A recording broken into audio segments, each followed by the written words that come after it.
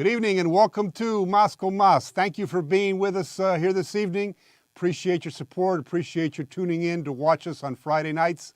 We're starting to get some lift under our wings, and it's thanks to your viewership, and I appreciate it. I want to thank our sponsors, Cachita Coffee.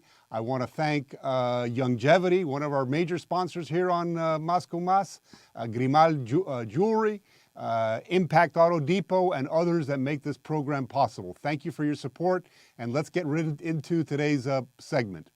A lot of news this week, as we've seen for the last couple of weeks.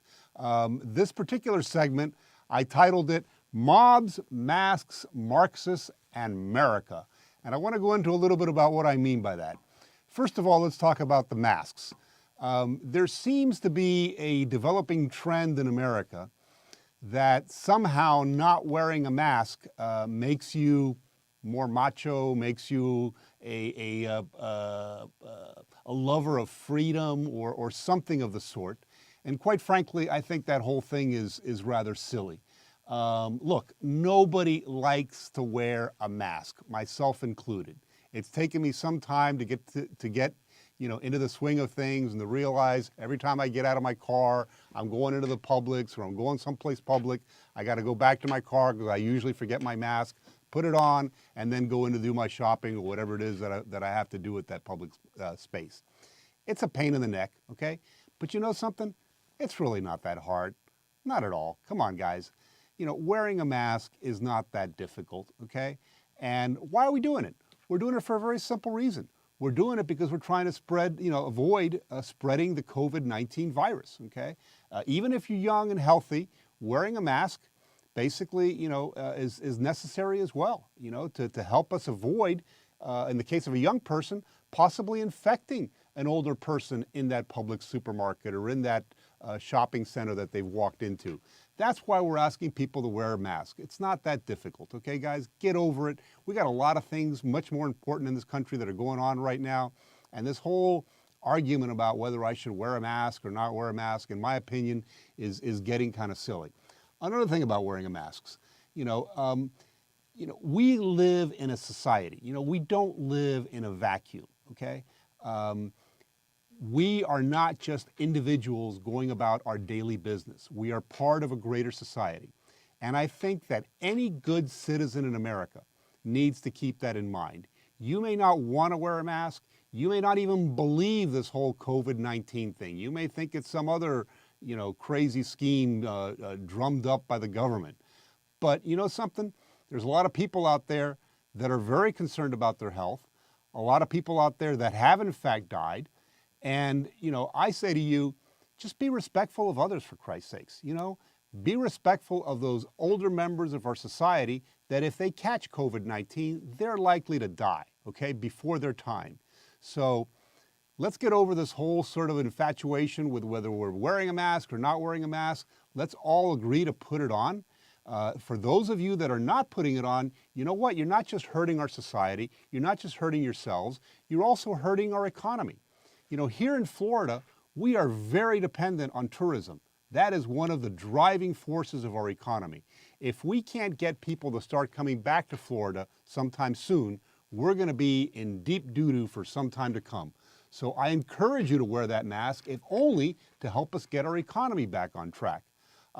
We've seen it now across the United States, here in Florida, in Texas, in Arizona, in California. These COVID cases are spiking again. They're starting to increase again. And we've seen a reaction to that in the financial markets. As the fear of COVID resurfaces, you're starting to see the stock market take major plunges, 700 points, 500 points. Why? Because there is that fear rippling through rational investors, not people that are fixated on mass or not fixated on mass. These are rational investors that are seeing the hard data that is coming out, that we now have a spike in COVID-19 cases right here in Florida and in South Florida in particular, but also throughout some of the bigger states in the country, including Texas, California, Arizona, et cetera. We're seeing those cases spike. So if you care about the economy, if you care about your job, if you care about getting back to work sometime soon, do us all a favor, wear the mask, It's not a big deal. There's a lot of more important things going on in the world right now, and get used to it, okay? So we talked about masks. Let's talk now about the mobs, all right? We're seeing them all throughout the U.S. People tearing down monuments, defacing sacred monuments to our combat veterans, people that died not in the Civil War, but in World War II, in the Korean War, in Vietnam. People are going nuts in America. People wanting to deface the Lincoln Memorial, for Christ's sakes, okay? That is wrong, all right? I don't care how much you were offended by the murder of George Floyd, as so many of us were. It is no excuse for criminal vandalism, which is what that is. And let me tell you, there's a lot of people in this country that have been very quiet up until now, but they're starting to get really angry.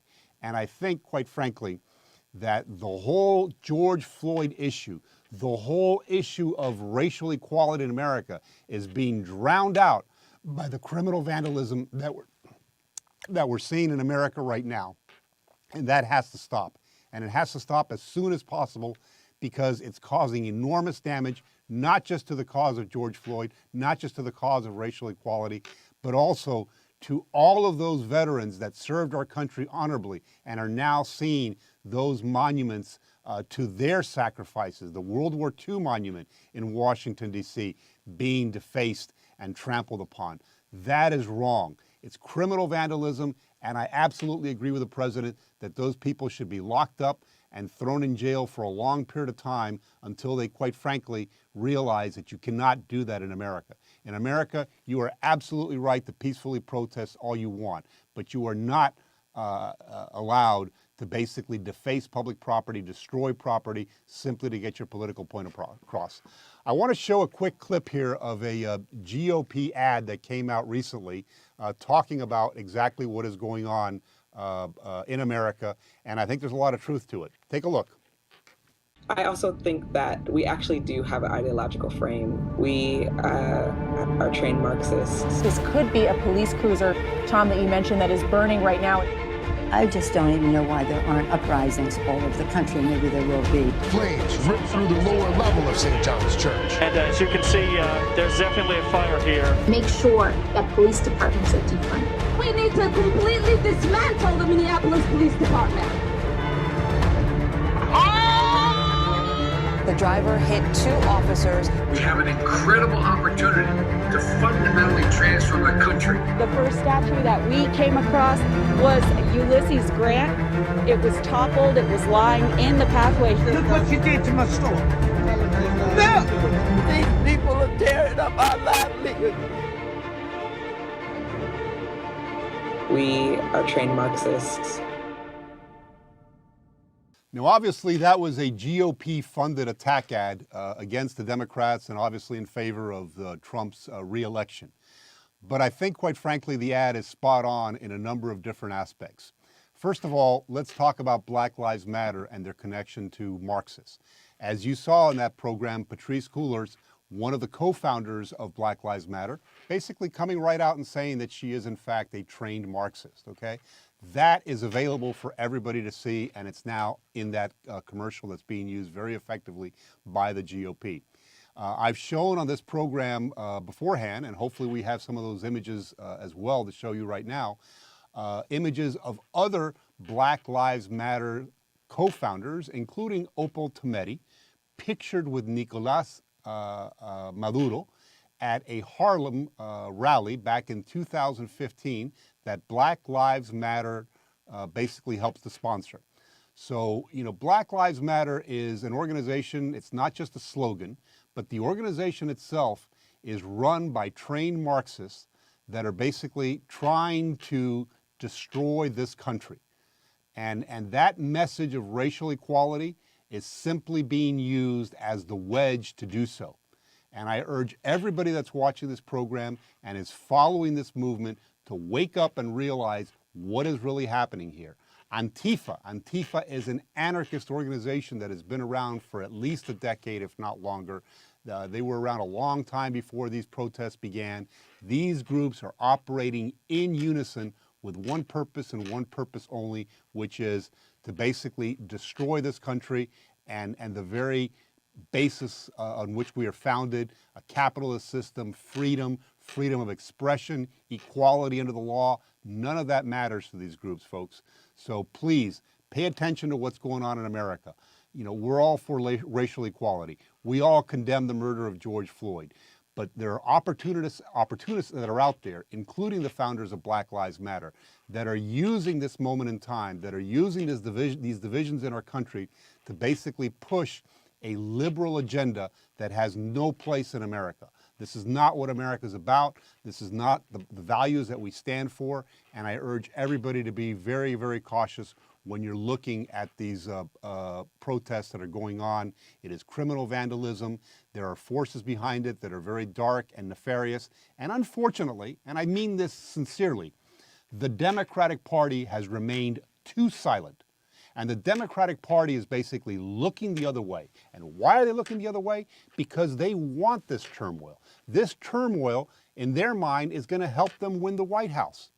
They are willing to sacrifice the values of this country. They are willing to allow criminal vandalism to take place in our national monuments and parks and places like that in order to win back the White House in November. The left wing of the Democratic Party has completely co-opted the Democratic leadership. If anybody thinks that Joe Biden is really going to be the person running the U.S. If he were to win the election in November, man, I got a bridge in Brooklyn I'd like to sell you, okay? That is not going to happen. As you could tell, I mean, this gentleman is hiding in a basement. He doesn't want to come out. He has other people doing his messaging for him, and a lot of that messaging, quite frankly, is taking place in the streets of America with the looting and the burning down and basically trying to create a wedge between white people and black people in this country and create this whole sort of farce, in my mind, that there is some sort of systemic racism in our society. I don't buy it, okay? I understand the history of this country, the stain of slavery, the stain of segregation very well. And it's something that unfortunately did not end until the later part of the 20th century. But I refuse to believe that we have not made progress since the 1960s. I think we've made a lot of progress. Unfortunately, there are a lot of areas that we need to still improve on, including the fact that a lot of the violence that we're seeing in America is the violence that we're seeing, the black-on-black violence that we're seeing in Chicago every night. Dozens and dozens of young black men killing other black men. But do you ever hear Black Lives Matter taking that challenge on? Of course not. They want to focus on the bad cops that are out there that have killed the George Floyds of the world. That's where they want to focus on. They do not want to focus on the black-on-black violence because, quite frankly, it makes the community look bad. Let's be honest. It makes them look bad. You know, the black population in America represents roughly 13-14% of the entire population.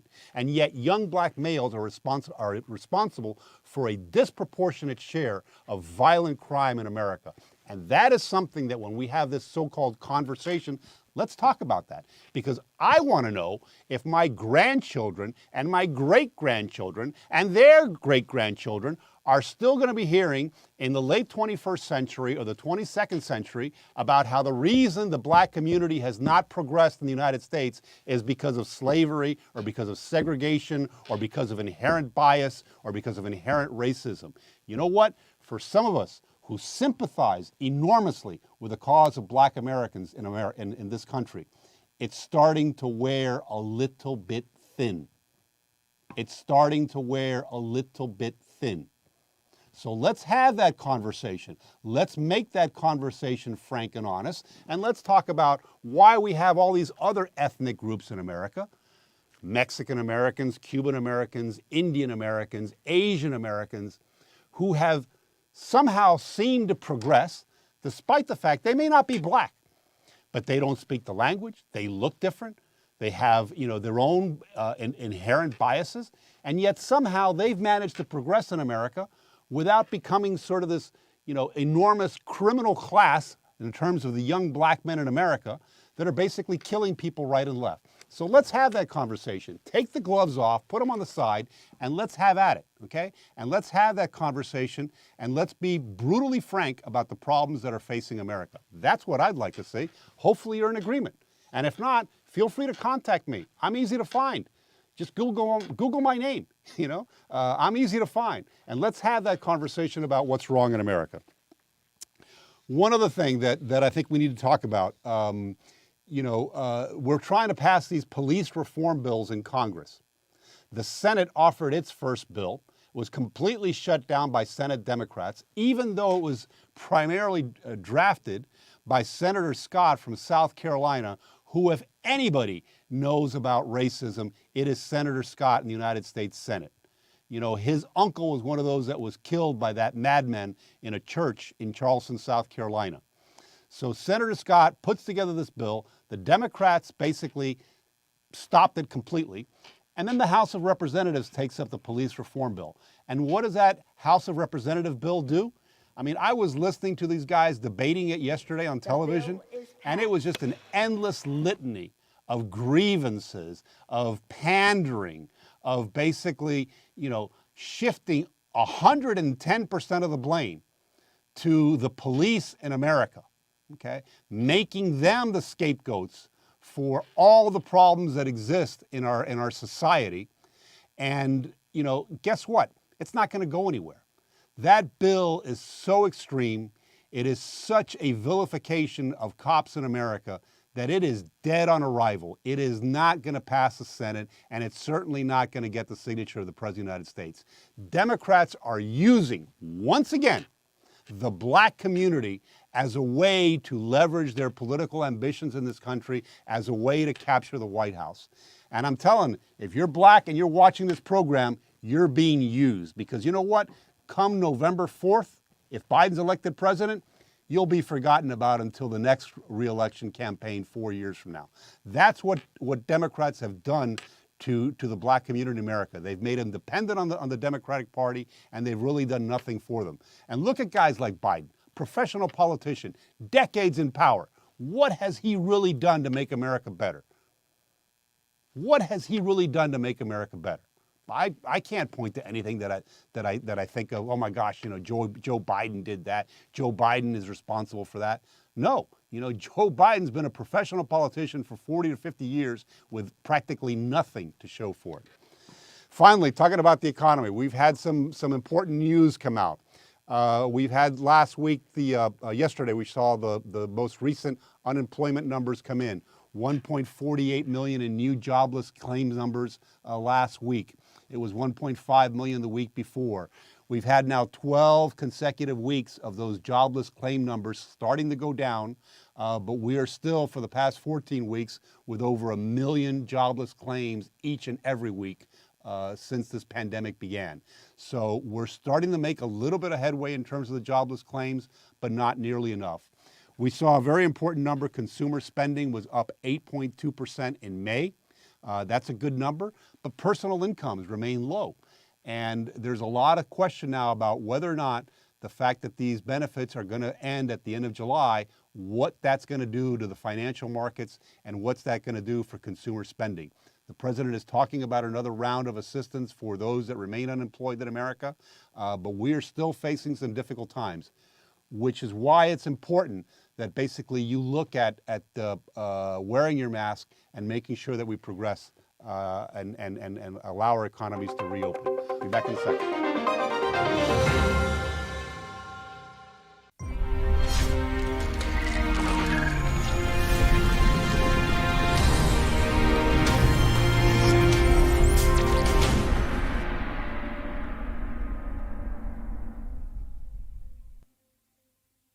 We are ENTV USA. Log on now and check out our live shows and subscribe. You don't want to miss this. Monday through Friday, 6 p.m. Eastern Time, Linea Deportiva, a sports line. At 7 p.m., O Que Chisme, the best celebrity gossip show with Odi Abreu. At 8 p.m., Punto Final, another angle of news. 9 p.m. Mondays and Wednesdays, we have Alo Cortez with Tony Cortez. Tuesdays at 9 p.m., Dame Un Like. Thursdays, also at 9 p.m., De Noche con Roche. Fridays, 9 p.m., Mas con Mas with Raul Mascanosa. Every Wednesdays at 4 p.m., we've got BRISKIE Business with Dave Briskie. Followed by Inmigración en Fronteras with lawyer Irving Gonzalez at 5 p.m. This is our programming for ENTV USA from right here in Miami for the rest of the world. Con una vista, basta. Show some love and give us a like. Understanding your microbiome can change everything you thought you knew about nutrition, digestion, immunity, and metabolism. Ultimate Microbiome by Longevity was specifically formulated to optimize this ecosystem. It provides the advanced support your gut needs through prebiotic, probiotic, and postbiotic supplementation. Our unique blend of probiotics includes Lactobacillus and Plantarum, healthy bacteria, which has been shown to aid in weight loss, sleep, mood, and may even help with seasonal allergies. To enhance digestion, Digizyme Multi-Enzyme Complex, a blend of 5 specific enzymes, has been added to Ultimate Microbiome. It can help break down food so your body can better absorb nutrients. Ultimate Microbiome, the scientific, proprietary, and holistic approach to gut health that helps optimize your body's entire gut ecosystem. To learn more, contact your Longevity associate. A strong heart is a happy heart. Your body's systems depend on a healthy cardiovascular system to thrive. Without a healthy heart, you could experience symptoms like fatigue, aches and pains, dizziness, or shortness of breath. Longevity developed Ultimate EFA Plus with a proprietary balanced blend of essential fatty acids. We started with flaxseed oil. It's been shown to improve the elasticity of arteries and support healthy blood pressure. Next, we included cold water fish oils, rich in omega-3s that can promote a healthy cardiovascular system and even increase levels of good HDL cholesterol. Then we added borage oil, known for its powerful anti-inflammatory properties. Blended together, these essential fatty acids provide you with the optimal blend of nutrients to help maintain normal cardiovascular health. Ultimate EFA Plus, the right nutrients to improve your heart health naturally. To learn more, contact your Longevity associate.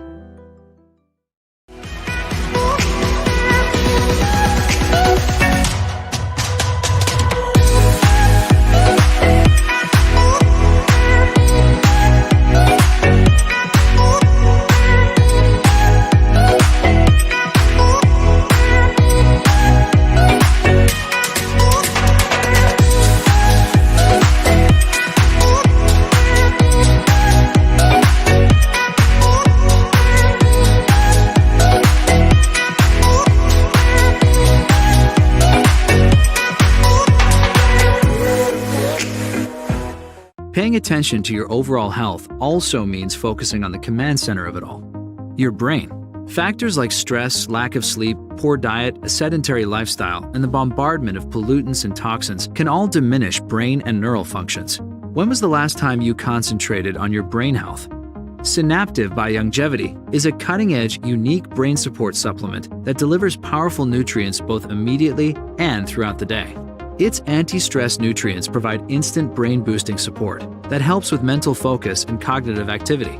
To enhance your body's neuroprotection, Synaptive's full-spectrum antioxidant blend targets 6 major classes of free radicals that inhibit brain function. This powerful nutrient combination also promotes healthy blood flow to the brain.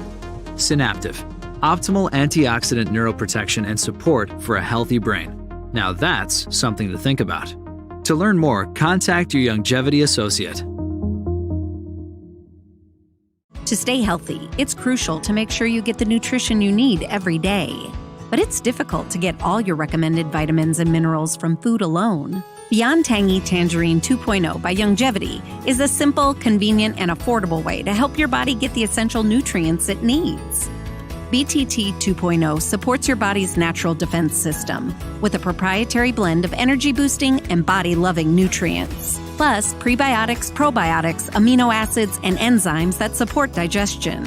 But to get the most benefit and value from any multivitamin, your body must be able to break down the nutrients so you can fully absorb them. Beyond Tangy Tangerine 2.0 was specially formulated with synergizing cofactors to ensure you get maximum nutrient absorption. Beyond Tangy Tangerine 2.0 is the easiest way to give your body the balance and complete daily vitamin mineral supplement it needs. To learn more, contact your Longevity associate.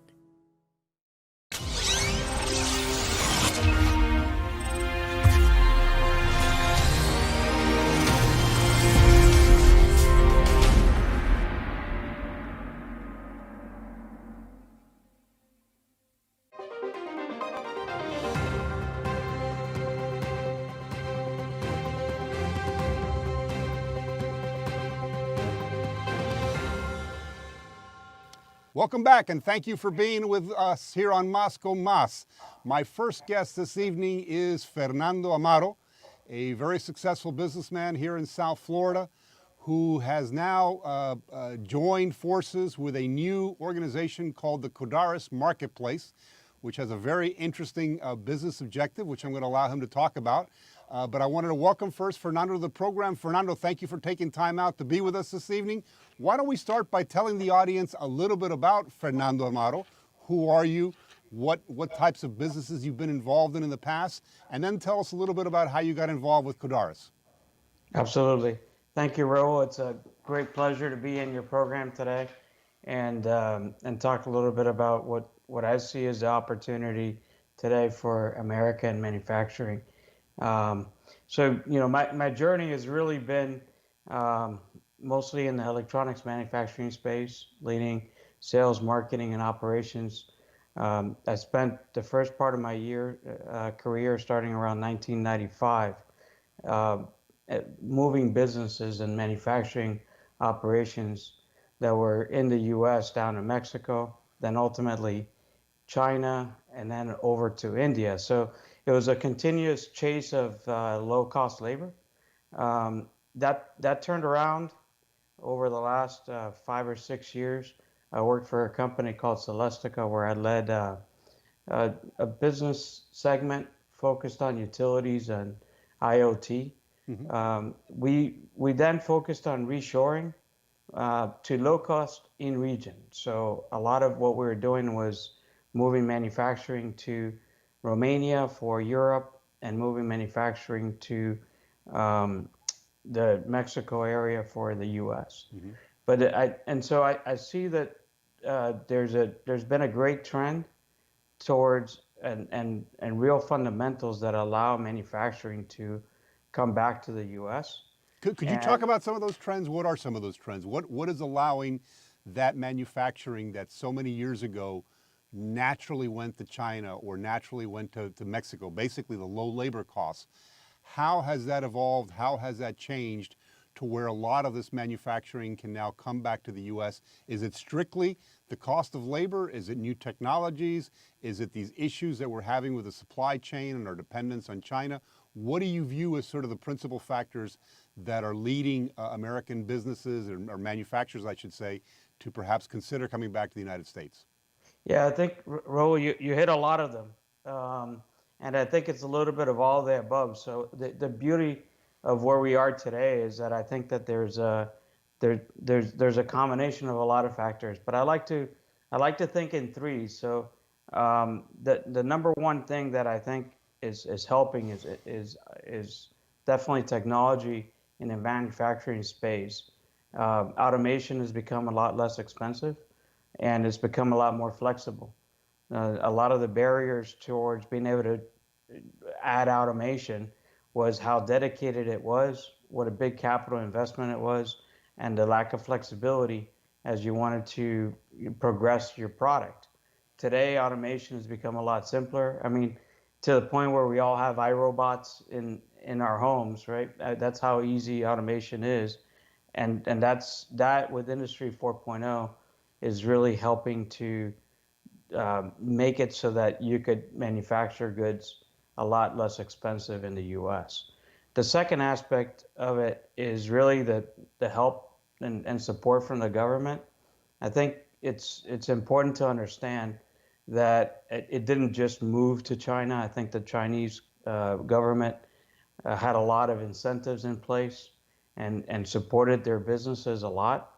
And the U.S. companies have been competing not against other companies, but they've been competing against other companies that were heavily subsidized and supported by the governments there. Today, we have a government that is really supporting U.S. manufacturing, and they're doing so through, not just the tariffs that everybody's aware of, but they're also looking at things like security and ensuring that, for example, I'm invested in a company called Eon Batteries, and we tie to the grid. So, part of what the U.S. is requiring now is that any of those devices that connect to the grid are basically assembled in the U.S. So extending some of those requirements that we had around military production into some areas that are considered of high security. So the third thing they're doing is they're putting in quotas. And so I think that it's not a long-term requirement, but I think in the short term it really helps those business cases become real and become actionable and much faster. The third thing I think that is missing and what we're hoping to solve with Cadaris is the access to market. I think that U.S. manufacturers have not been given direct access to market. They pay a lot of money for marketing, and when they don't have it, they end up having to become kind of subcontractors. I came from Celestica, where we did the design, we did the manufacturing, but a lot of times we didn't have access to the market, so our margins were very, very small. I think that by having a direct access to small business, which is really the heartbeat of America, through a site like Cadaris, we can enable manufacturers to now overcome that barrier, which is access to market. So talk to us a little bit more about Cadaris. I mean, it's a website, obviously, that folks can go in there and take a look at.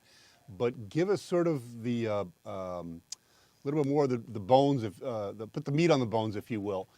Yeah. Who's involved in Cadaris? Who are the folks that you are involved with, the other principals involved in Cadaris? And give us a sense of what the business model works, how it works, both for manufacturers and for small business distributors. Absolutely. So, Raul, the Cadaris website is the front end, and what you see is a website. Behind it is people that are really committed to making this work for small businesses and manufacturing. There's a lot of hand-holding that we're currently doing to help companies really, get online, have an online presence through the website, and even understand how to approach the market. So how did it come about? I think it's great to understand that. There was a group of us, and I've since January gone into private equity, and we were looking at doing a roll-up in the shade space. And as we were doing that, we obviously COVID came in, and those companies that we were looking at, purchasing to put together, were having to shut down, and because they weren't considered essential businesses. On the other side, we saw that there was, healthcare workers that did not have enough supplies. So Andy, you can see the founders within the website of Cadaris, but Andy Finch, his brother's a frontline worker, and so he said, let's do this. So he came up with a design, he sourced the material, and we worked with companies to pivot towards doing PPE. One of those companies is here in Miami called Bandalux, and they actually made the mask and gave them away. So it wasn't necessarily for profit. It was really, let's keep our factories open, let's keep our workers doing something, and let's go from there. As they did that, we worked with them to pivot towards something that we felt was going to have a longer term market. And that's where Bandalux came in. They saw some operations that they have in Europe doing clear shades that could be used as shields. And we put those on the website, and they've since gotten an order from Canada. So when we talk about North American manufacturing, I want to clarify that too. I mean, we include Mexico, the US, and Canada. I think we have some great allies that have naturally worked well together, right. And we want to continue to support that.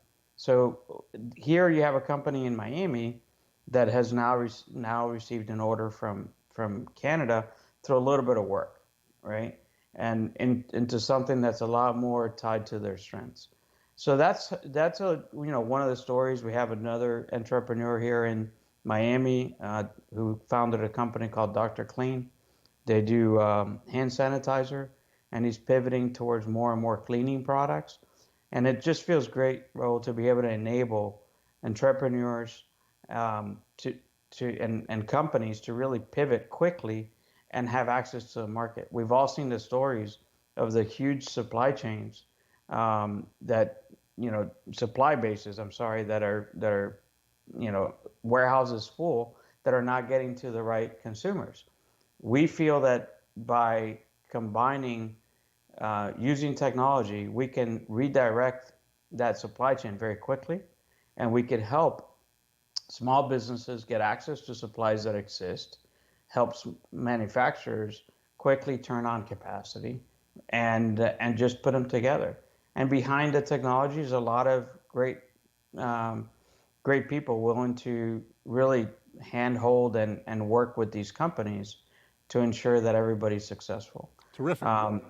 Terrific. Mm-hmm. Now, you're here in Miami, right? But obviously this is, a national effort. Give people the contact information again. Fernando, we're sort of running short on our time here, but give folks the gist of, how's the best way for them to get a hold of you, whether you're a manufacturer, a small business entrepreneur. How do they go about getting a hold of you?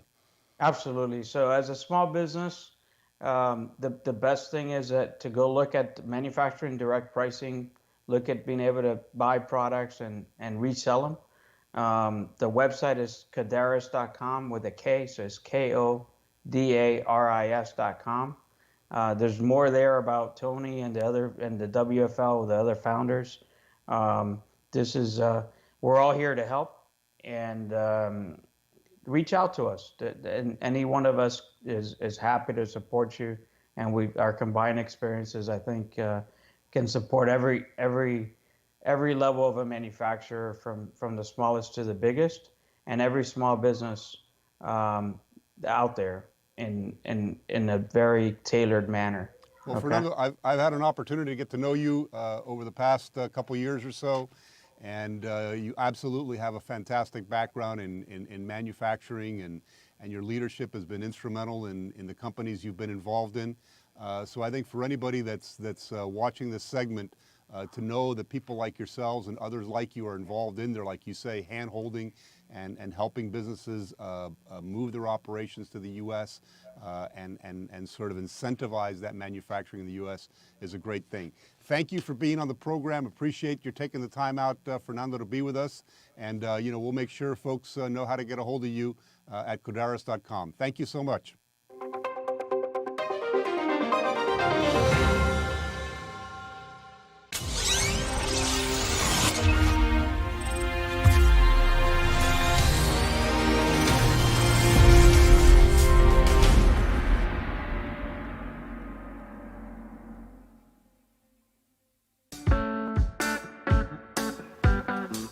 Our NTV USA platform has its own smartphone applications.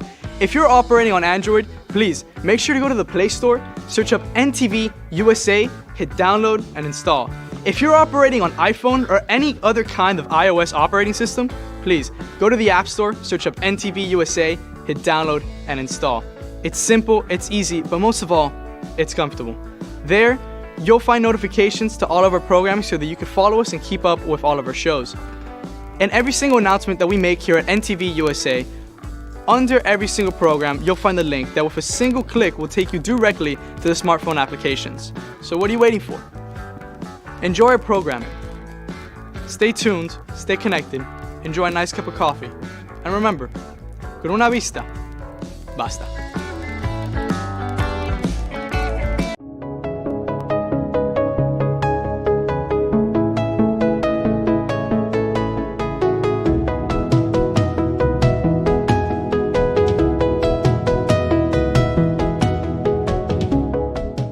Paying attention to your overall health also means focusing on the command center of it all, your brain.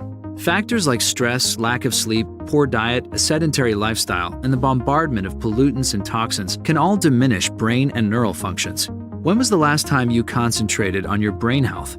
Synaptive by Longevity is a cutting-edge, unique brain support supplement that delivers powerful nutrients both immediately and throughout the day.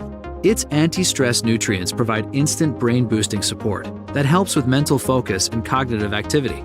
To enhance your body's neuroprotection, Synaptive's full-spectrum antioxidant blend targets 6 major classes of free radicals that inhibit brain function.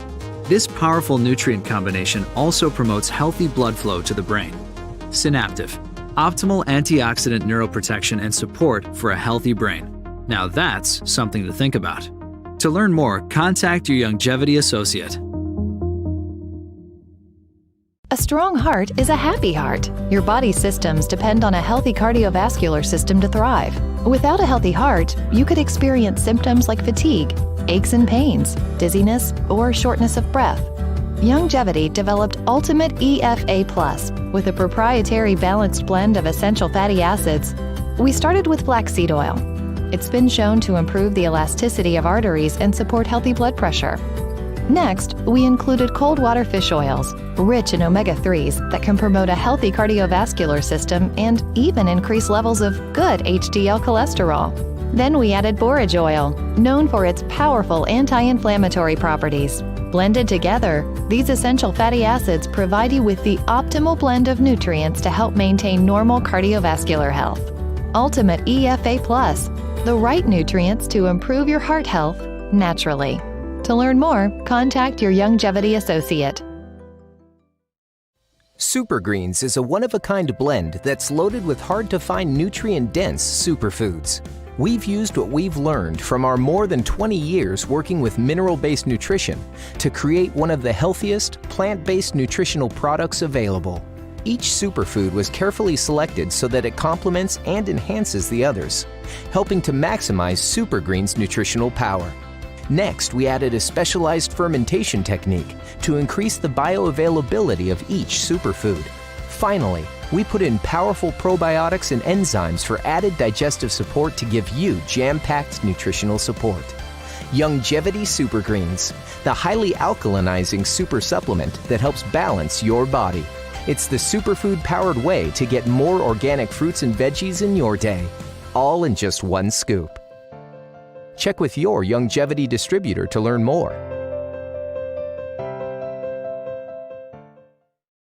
Cardio Beats from Youngevity supports a healthy cardiovascular system and helps supply the nutrients your body needs to support better physical endurance. Your capacity to last a little longer is largely based on how well your cardiovascular system expends oxygen and circulates blood through your body. Cardio Beats helps combat the oxidative stress caused by physical activity by supplying you with key nutrients that support your cardiovascular system. These nutrients have also been shown to help improve endurance. Cardio Beats starts with organic beets, a rich source of nitrates to support healthy blood flow and oxygen transport. We've added whole foods from highly bioavailable seaweed and mango fruit, both known for blood flow support, and antioxidant-rich sweet cherries. Then, for even more heart health benefits, we finished it off with key amino acids. Take your physical endurance to the next level with Cardio Beats. Talk to your Youngevity associate for more information.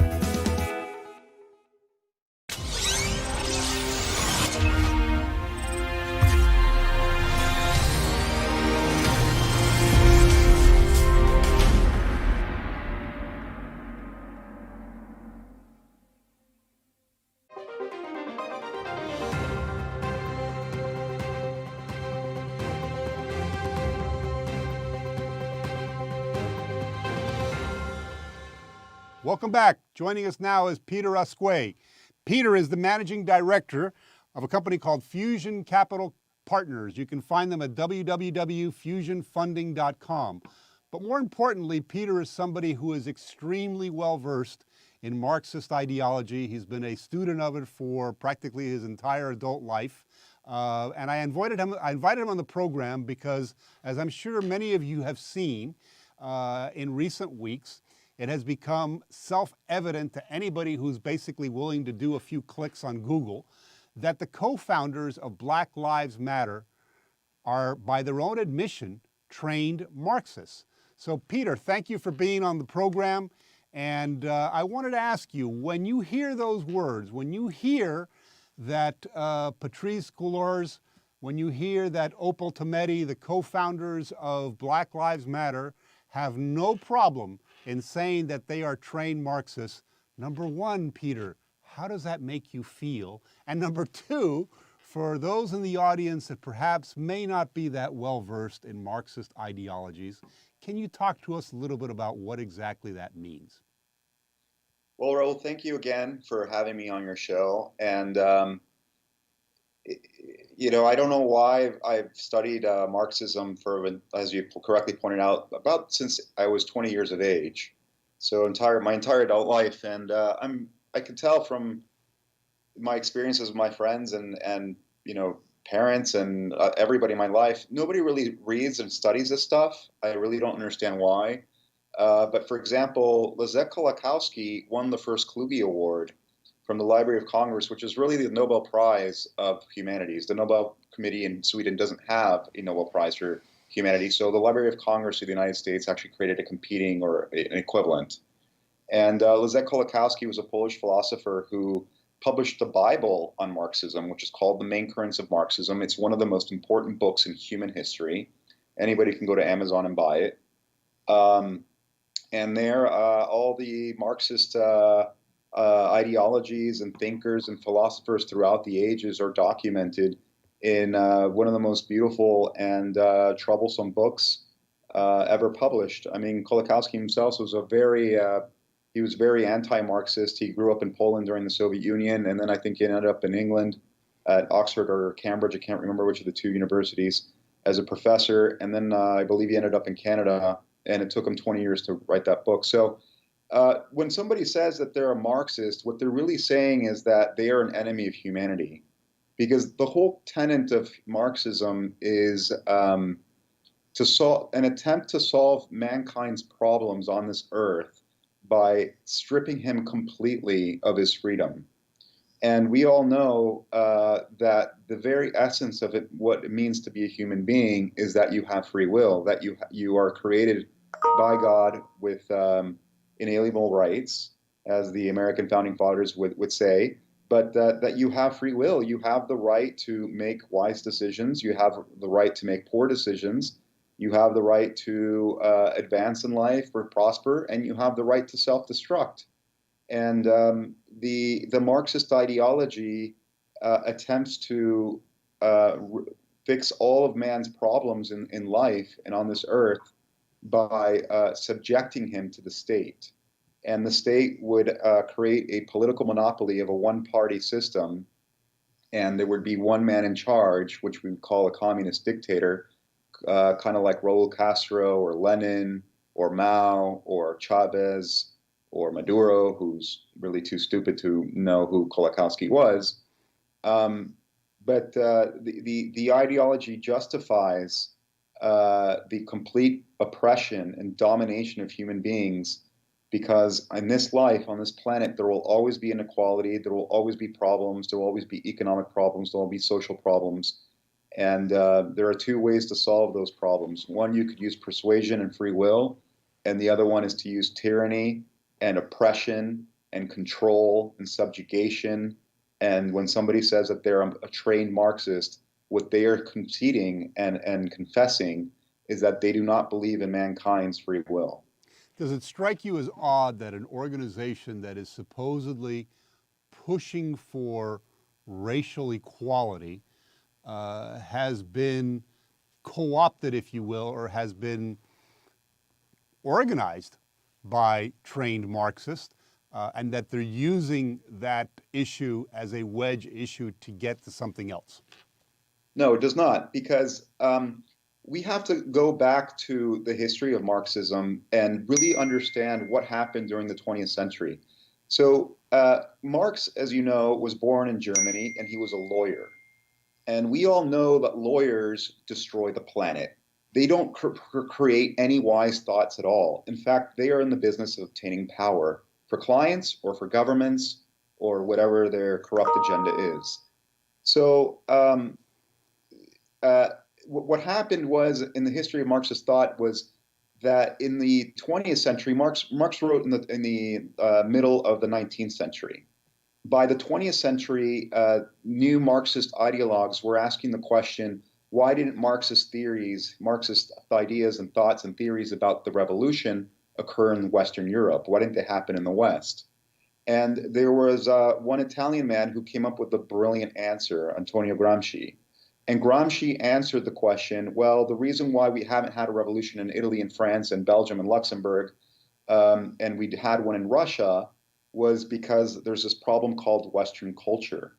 So what he really means is the problem is the superstructure, as Marx would call it, which was all the ideas, beliefs, and strategies of a society, all the software of a society, which Marx would call the superstructure. So what Gramsci argued was you need to get rid of the superstructure, and instead of Marx's idea was that the superstructure of a society was controlled by those that own the means of production.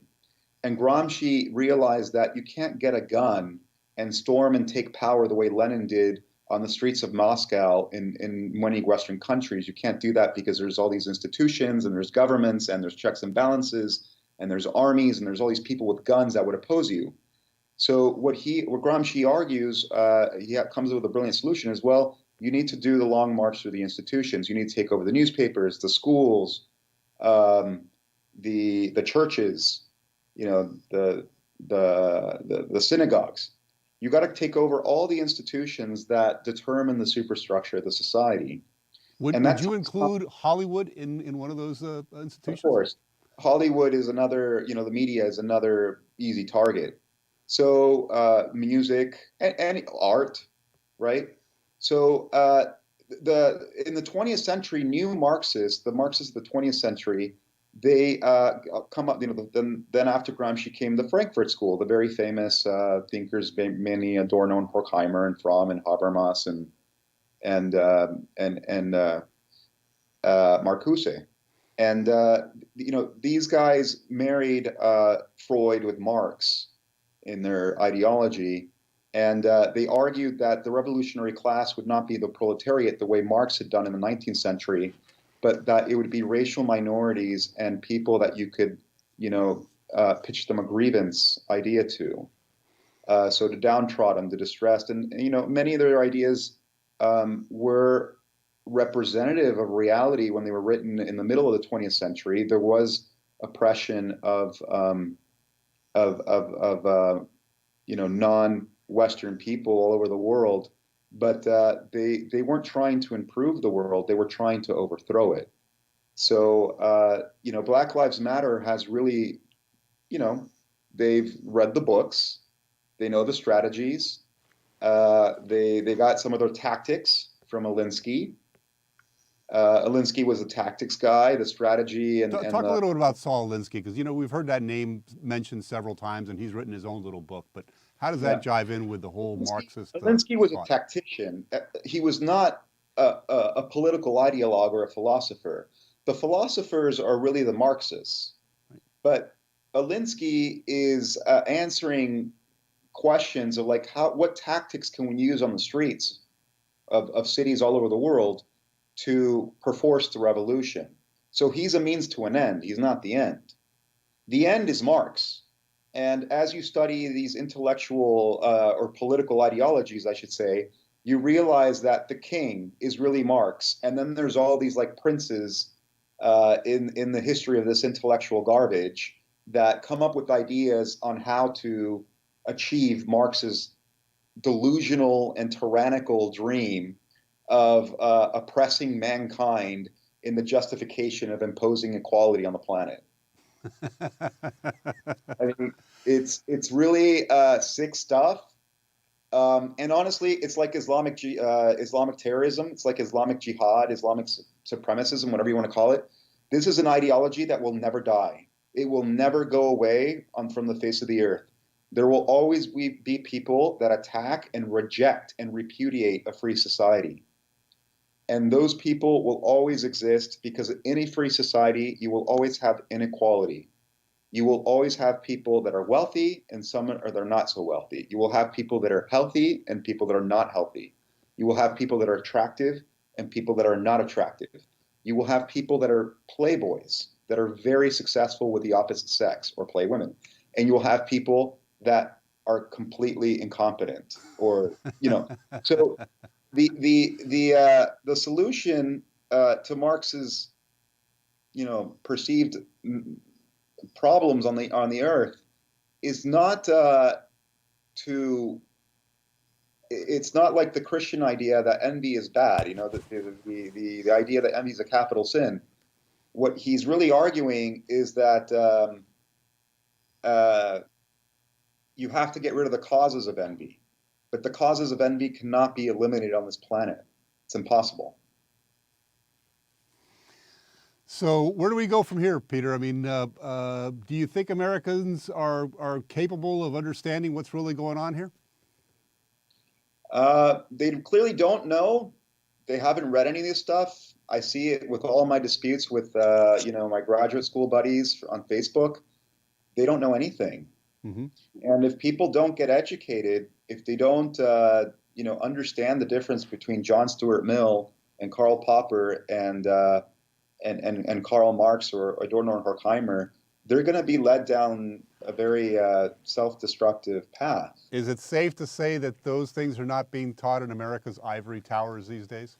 No, they're not. I mean, they are taught, for example, at Yale. If you, for example, look up on YouTube a professor named Paul Fry, you'll see that there are classes at the tippy-top universities where they teach intellectual, currents of the past century.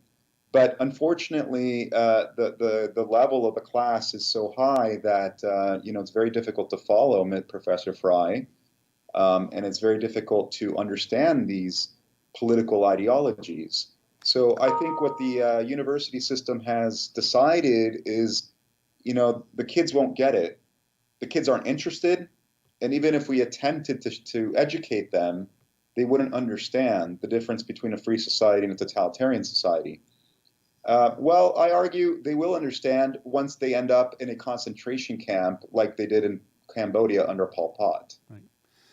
Well, listen, I think it's important, though, Peter, that even if, folks are not going to take the time out to read some of these great books that you've mentioned, which, are rather lengthy, I think everybody in America really needs to think long and hard about the fact that for, roughly 245 years, we've had a system of government that's actually worked pretty well. It's called capitalism. It's called freedom. It's not perfect. We've had a lot of difficulties. We've had the stain of, slavery and segregation. And it is still to this day an imperfect system. But the idea that free men and free men and women alone can make their own decisions is a very powerful one, and is one that I think we need to preserve. I thank you for being on the program, Peter. I thank you for bringing some of these ideas and understandings to our audience. I think it's important to have these discussions and to understand what it means when somebody says that they are a trained Marxist, what in fact their ultimate objective is. And I appreciate you taking the time out from your busy schedule to talk to us about that, illuminate us a little bit about it, and hopefully allow our audience to understand that it is a lot more than racial equality or some of this virtue signaling that we're seeing on the part of Black Lives Matter. Well, thank you, Raul, for the time. I appreciate it. Take care. Thank you, Peter. And thank you for being with us on Moscow Mas. Appreciate you taking time out from your busy schedule. Thank you again to our sponsors, Cachita Coffee, Longevity, Grimal Jewelry, and Impact Auto Depot for being our sponsors of this program. Look forward to seeing you again next Friday at 9 p.m. And stay safe, wear that mask, and look forward to seeing you again next Friday.